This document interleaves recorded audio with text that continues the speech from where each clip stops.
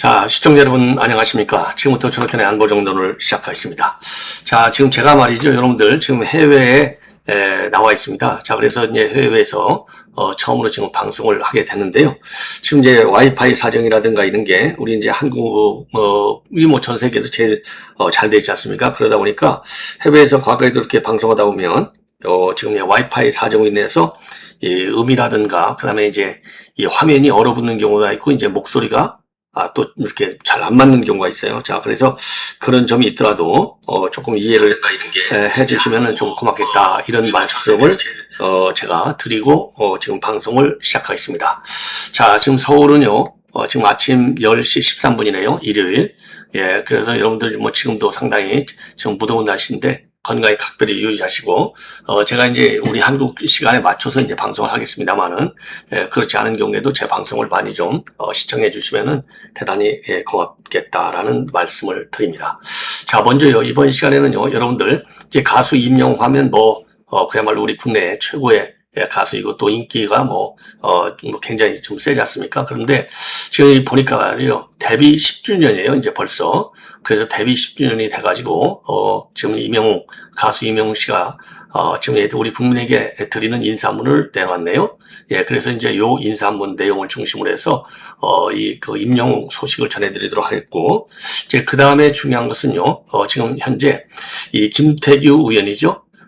지금 그러니까 이제 윤 대통령 탄핵에 굉장히 지금 반대를 한 의원인과 동시에 그 방송의 부위원장으로 있을 때 과방위에서 민주당 의원들과 그리고 확실하게 싸웠던 인물 중에 한 분이 되겠습니다. 자, 그래서 이제 김태규 의원이 말이죠. 최근에 방송에서 지금 박근혜 대통령이 굉장히 너무나 억울하다. 이러면서 얘기한 것이 박근혜 대통령의 탄핵 사건에 대해서도 재심을 청구할 필요가 있다. 자, 그래서 재심에 이제 불이 붙는 이런 상황이 되지 않았나 이렇게 판단이 됩니다. 그래서 요 재심 진짜로 가능하지 않은지 이게 법률적인 의미 그리고 이제 정치적인 의미를 함께 여러분께 짚어보도록 하겠습니다. 왜냐하면요, 최근에 이제 저도 여러분께 말씀을 드렸지만은 지금 박근혜 전 대통령하고 주로 이제 영남 지역, 그러니까 이번 지방선거에서 박근혜 대통령이 도와줬던 그런 이제 그 지자체장들 그리고 또 의원들이 말이죠, 이제 고맙다 이런 답례의 의미로 만찬을 가진 걸로 돼 있는데, 요 만찬 직후에 김태규 의원이 이런 얘기를 한 거예요. 그렇기 때문에 이 법률적인 의미도 상당하지만 정치적으로, 왜냐하면 특히 국민의힘이 지금 현재 내용 사태가 심각하지 않습니까? 그러다 보니까 정치적으로도 어떤 의미가 있는가, 이거를 한번 짚어볼 필요가 있을 것 같아요. 어쨌든 우리 보수 정치에 산 증인 중에 한 분과 동시에 우리 국민들 사이에서도 신뢰가 상당하기 때문에 요 지금 재심을 하자라고 하는 얘기가 이 법률적인 문제는 2차적인 문제고 정치적으로 상당한 뭐라고 그럴까요? 이 호응. 왜냐하면 우리 국민들 가운데서 박근혜 전 대통령이 탄핵은 진짜 말이 안 돼. 예. 아니 돈 1원이라도 먹은 게 있나 쉽게 얘기해서 말이죠. 이런 지금 불만과 분노가 상당하거든요. 자, 그래서 요 내용을 여러분께 한번 정리를 해 드리도록 하겠고, 자, 그리고요, 지금 마지막으로는요, 시간이 되면, 지금 오늘 조선일보, 그러니까 이제 토요일 조선일보가 되겠습니다. 자, 그러니까 저도 여러분께 한번 비판했는데, 아니, 국민에게 피해가 있으면 안 된다. 아무리 좋은 정책이라 하더라도. 이런 얘기를 했잖아요. 그래서 제가, 아니, 이건 그야말로 역대급 망언이다. 아니, 누가 정말 국민들한테 못된 그런 정책을 많이 하고 있으면서 고집을 피우는 게 누구냐? 이재명 아니냐? 아니, 검찰의 보안수사권 폐지를 비롯해서 이게 공소기각 등등 지금 악법 모든 받는 거, 이게 전 국민이 반대하는 거나 마찬가지잖아요. 개딸 빼놓고. 근데 이걸 강행을 한 사람이 누구예요? 이재명이잖아요. 예? 물론 외운적으로는 민주당이 악법 최일선에서 뛰었지만은 이거를 갖다가 민주당이 자동적으로 했다고 생각하는 사람이 누가 있겠어요. 분노의 분노를 우리 국민들이 지금 하고 있는데, 국민들이 원하지 않으면 이거 고쳐야 돼, 이런 얘기를 한다는 게 이거는 뻔뻔스러움을 벗어나서 인간의 탈을 쓰고 나서, 아무리 대통령이라 하더라도 인간의 탈을 쓰고 나서 어떻게 이런 내로남불이 있을 수 있느냐, 이런 분노가 어마어마해요. 저도 그 방송에서 말이죠, 며칠 전에 이 얘기를 했을 때 여러분께 이제 비판해 드렸는데, 조선일보 사설을 보면요, 저하고 생각이 똑같아요. 자, 그리고 또 하나, 저는 이제 기본적으로 제 방송을 쭉 보신 분들은 잘 아시겠지만은, 지금 한반도에는요, 이 전술 핵은 꼭 배치가 돼야 된다. 왜? 북한은 그냥 핵무장 국가가 아니라 핵을 말이죠. 지금 전 세계적인 전문가들의 평가를 보면 한 60개에서 100여 개까지 갖고 있는 걸로 평가를 하고 있어요. 자, 그런데 이거를 말로만 핵우산으로 막아주겠다. 예? 예, 핵 확장, 핵 억지 전략이라고 하잖아요. 요걸 과연 우리가 실제 핵전 상황이 벌어졌을 때 과연 이거를 신뢰할 수 있느냐? 이런 의문이 여전히 남고 있어요. 그렇기 때문에 근데 이재명 정부에서는 이건 뭐 어림도 없는 얘기입니다. 아니 트럼프가 이뻐도 지금 전술 핵무기를 안 갖다 줄 텐데 뭐가 이뻐서 갖다 주겠습니까? 그럼에도 불구하고 우리 국민들, 특히 우리 자유우파 국민들께서는 반드시 전술 핵무기가 우리 한반도에 배치하는 것이 미국의 외교안보 군사 전략상 반드시 이기게 된다.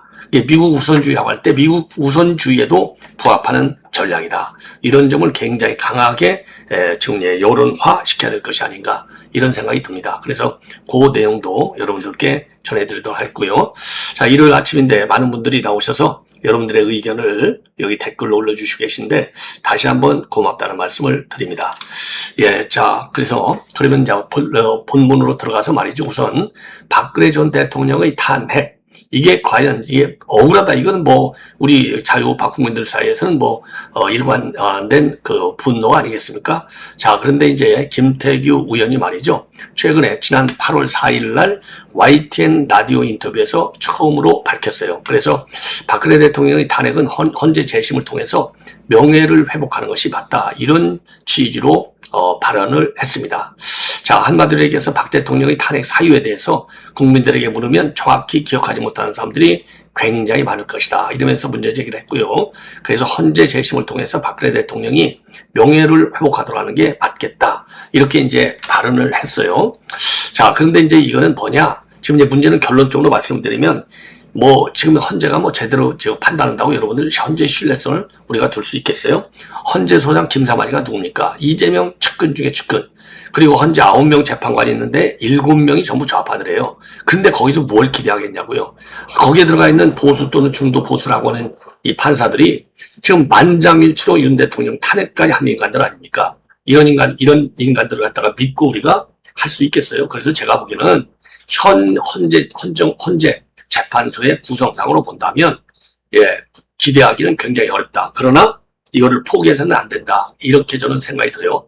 자, 그래서 이제 작년에도 말이죠.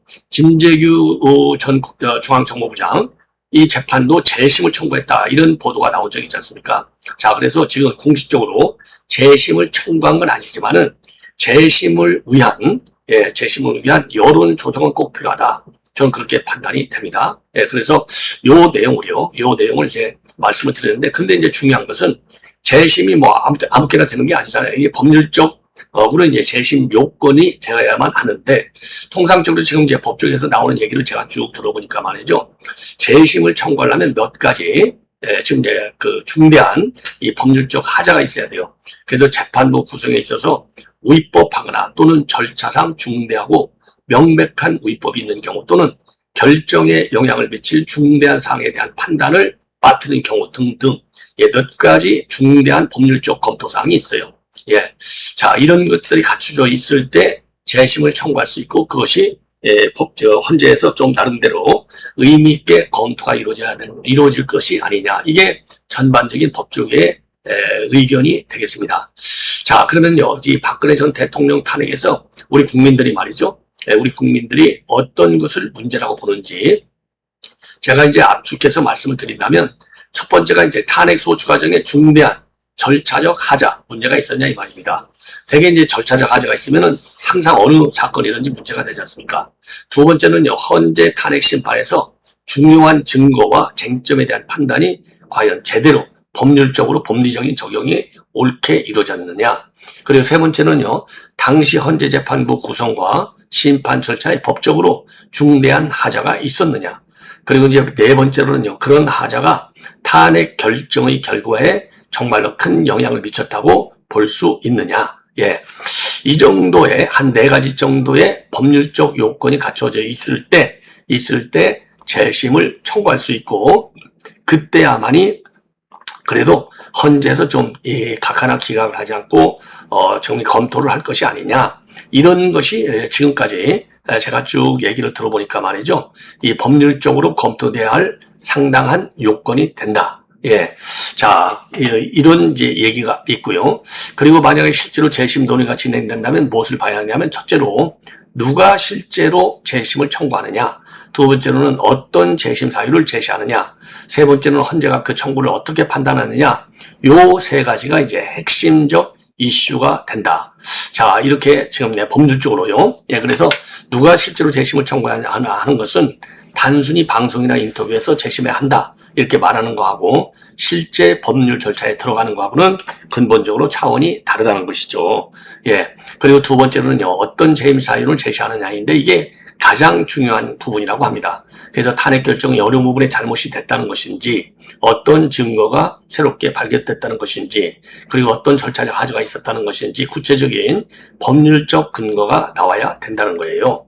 그리고 세 번째로는요, 헌재가 그 청구를 과연 그럼 어떻게 판단하느냐. 그래서 실제 재심 청구가 이루어진다면 그때부터는요, 정치적 논쟁이 아니라 헌법적, 법률적 논의가 될 수밖에 없다는 것이죠. 옳은 얘기죠. 예. 그래서 이런 것들이 이제 어느 정도 갖춰져 있어야만이 재심이 그래도 정례 가능한 것이 아니냐. 자, 이런 지금 의견이 말이죠. 지금 법조계에서 나오는 전반적인 의견이 되겠습니다. 자, 그러면 이제 정치적으로 제가 볼 때, 정치적으로 이제 의미를 따져본다면 법률적으로 넘어가기 전까지 말이죠. 지금 이제 우리 보수 정치판의 경우를 보면은 지금 보수판, 지금 현재, 당 대표, 나가라, 못 나간다. 이거 누굽니까? 장동혁이잖아요. 나가라, 못 나간다. 이 판이거든요.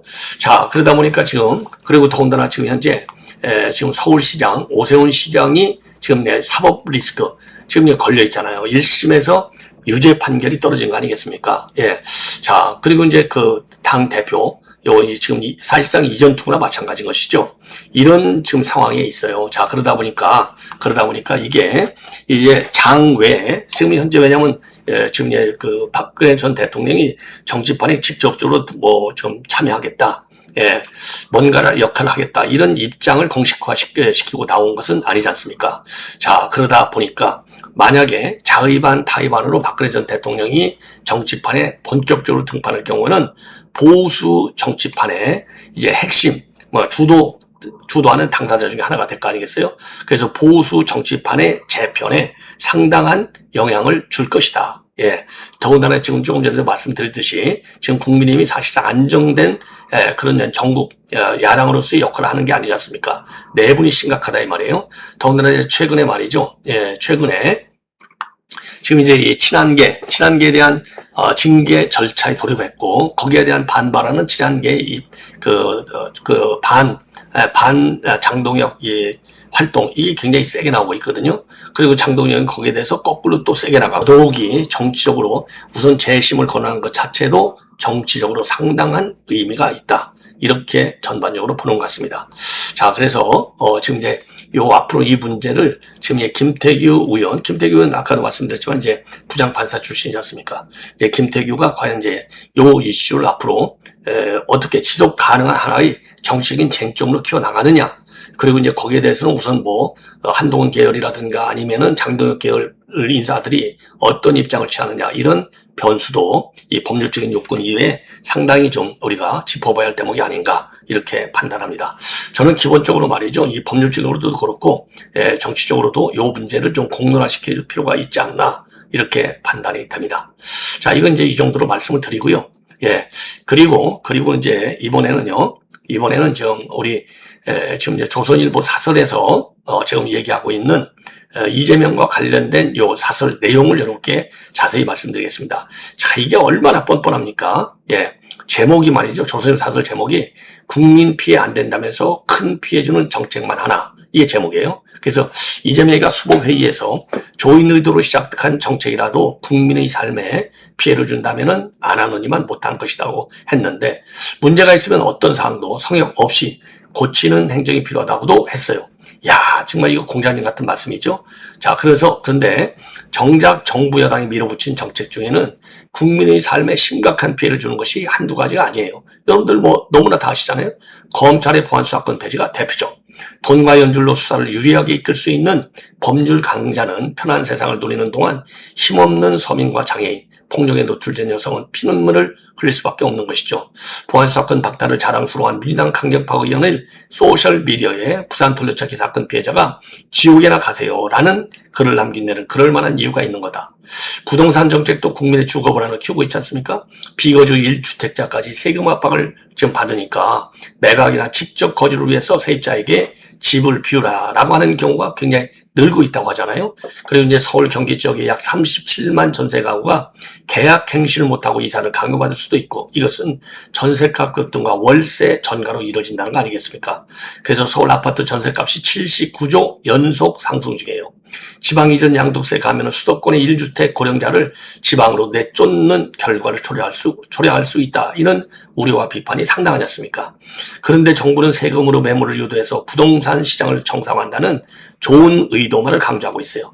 하지만 결과는 세입자와 소득 없는 고령자부터 살던 집에서 쫓겨날 우위로 나타나고 있어요. 이러다 보니까 이재명 집안 세금 폭탄 받기 전에 팔았다. 자, 이런 비판이 지금 하늘을 찌르고 있는 거 아니겠습니까? 더군다나 이번 사안을 보면은 당정 협의도 없이 도입된 단일 종목 레버리지 상장지수 펀드 ETF, 요거는 증시를 도박판으로 변질시켜서 개인 투자자 손실을 키웠다는 비판을 받고 있어요. 그런데도 원상복구는 어렵다고 하고 제대로 된 해명도 없어요. 그리고 노란봉투법은 노동자 보호가 아니라 노동 현장의 갈등만 증폭시키고 있는 게 현실이 아니겠습니까?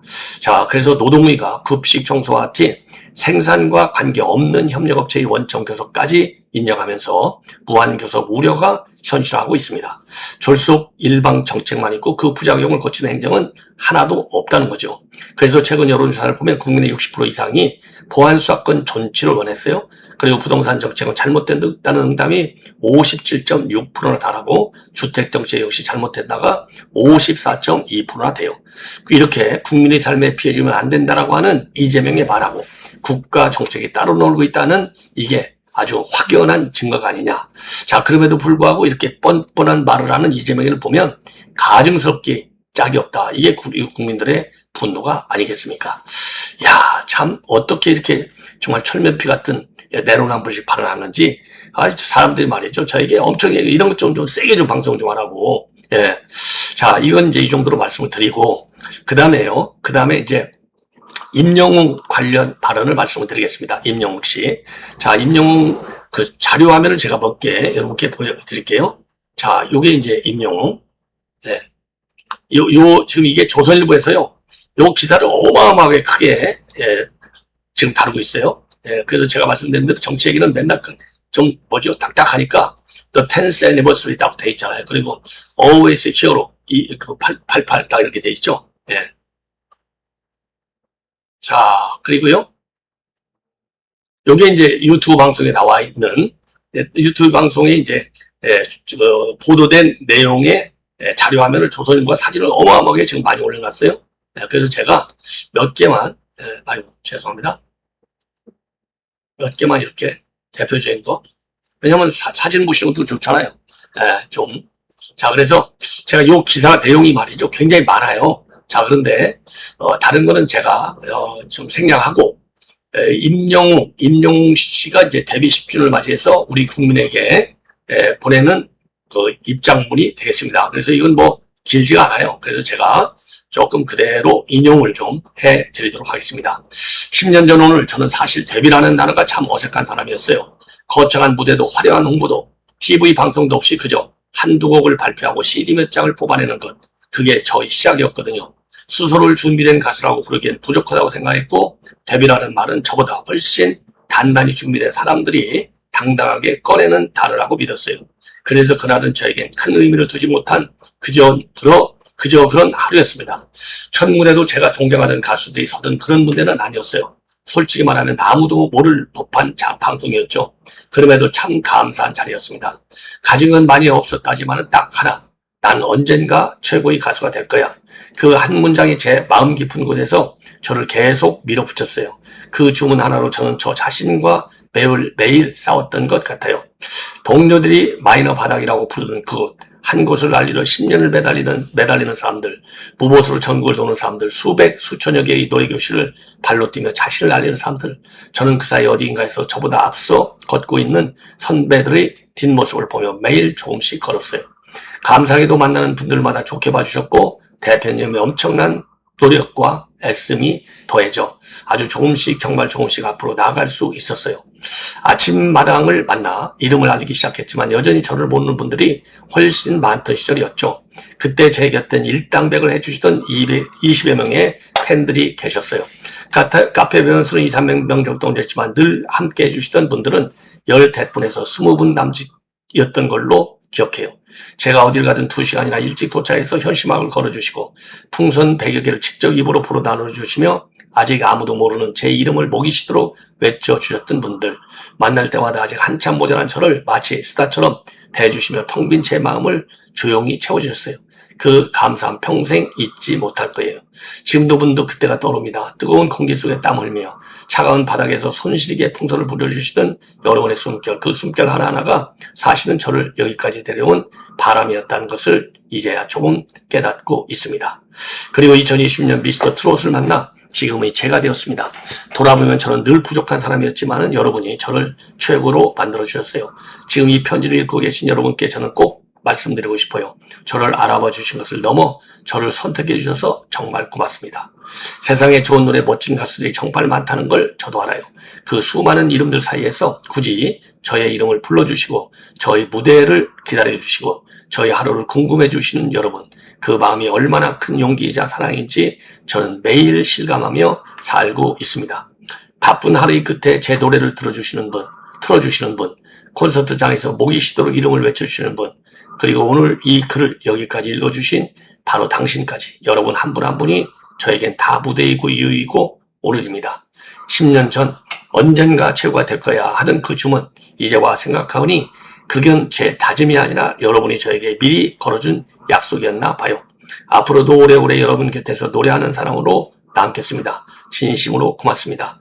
슬프지 않고 오래오래 아름답길, 어둡지 않고 매일매일 찬란하길, 건강하고 행복하길, 어제보다 오늘 더 예쁘길, 사랑합니다. 영웅시대.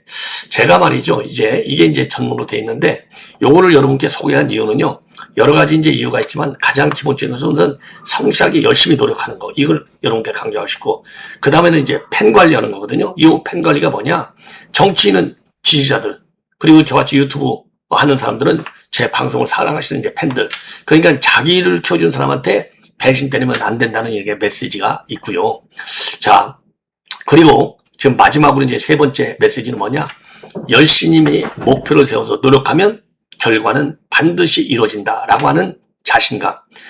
요것이 지금 그 이명웅 씨의 그야말로 최정상의 탑 가수로 키워온 세 요소가 아닌가. 그래서 우리 시청자분들도 뭐 각자 처한 여건이 다 다르고 사람이 다 다르고 그렇다 하더라도 이런 이명웅, 이런 정신과 노력, 성실성을 우리가 다 같이 배우면 성공할 수 있다. 이런 메시지를 저도 저 방송인의 한 사람으로서 여러분께 공유하고 싶어서 제가 요 연설 문으로, 이게 조선일보가 이제 전문으로 다 싣고 있고요. 상당수 언론들이 전문을 다 싣고 있습니다. 자, 그래서 저는 이거를 단순한 연예계 뉴스로서가 아니라 일상을 살아나가는 우리 평범한 사람들, 그리고 또 마찬가지로 이재명 정부와 우리가 싸워서 이겨야 되잖아요. 싸워서 이겨야 될 때는 일관성 있게 싸워나가자. 이런 또 메시지도 우리가 찾을 수 있는 것이 아닌가. 자, 그래서 제가 그 전문을 여러분께 소개해 드렸습니다. 자, 시청자 여러분은 다시 한번 말이죠. 여러분들의 많은 시청, 그리고 댓글,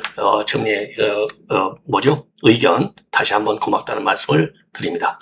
그리고 좀 바로 이어지는 또 저의 실방 여러분들께서 말이죠. 많이 시청해 주시면 대단히 고맙겠습니다. 감사합니다.